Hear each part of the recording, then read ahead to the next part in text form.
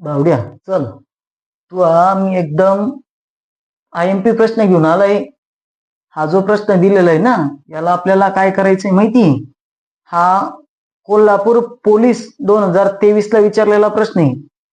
याला सोडवायचं म्हणजे याचं तुला सांगतो मी, तू संख्येसकट पाठ कर. संख्येसकट पाठ कर, याचं उत्तरच पाठ कर ना तू. याचं उत्तर येणार आहे 200. आता तुला वाटेल सर मग संख्येसकट पाठ केलं तर कसं, ते पण सांगतो. आणि जर शाब्दिक उदाहरण आलं तर काय करायचं माहितीये का, आपण जसं वाचतो तसं त्याला लिहित जायचं. एका संख्येच्या 50% मधून 50 वजा केल्यास बाकी 50 उरते, तर ती संख्या कोणती? मग तुला आता मी सांगतो. एका संख्येच्या, संख्या माहितीये का आपल्याला? नाही माहित. मग समजा ती संख्या x मानली. चाचीचे च्या म्हणजे काय? गुणाकार. करून टाकतो गुणाकार. तो गुणाकार केला नंतर काय 50%. टक्के म्हणजे कसे रे? टक्के म्हणजे 100. लिहिला आपण 50, इथं लिहिला 100. किती वजा कर? वजा कर मधून 50 वजा कर म्हणजे वजा करून टाक. 50 वजा करायला सांगितलं तर 50 वजा केले तर बाकी 50 उरते. म्हणजे आलेलं जे उत्तर असेल ते किती असेल? आलेलं उत्तर 50 असेल. तर ती संख्या कोणती? म्हणजे तुला x चीच किंमत काढायची आहे.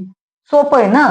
आणि हेच नाही, कोणतं बी उदाहरण असेल तर तू असंच कर, जसं वाचशील तसं लिहितो.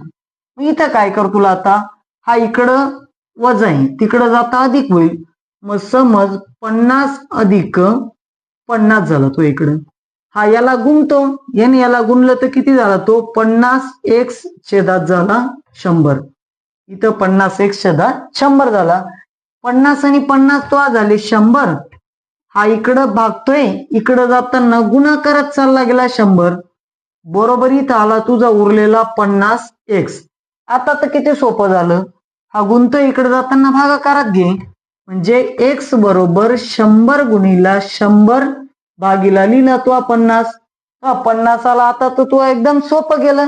काय केलं? 50 एक 50 आणि 50 दुने 100. बेक बे, उरलेले दोघं शून्य जसेच्या तसे लिही. म्हणजे x म्हणजे किती? 200. तेच तर बोललो ना मग मी तुला, की तू काय कर, तू प्रश्नाच्या संख्येसकट याचं उत्तर पाठ कर. IMP प्रश्न येतो.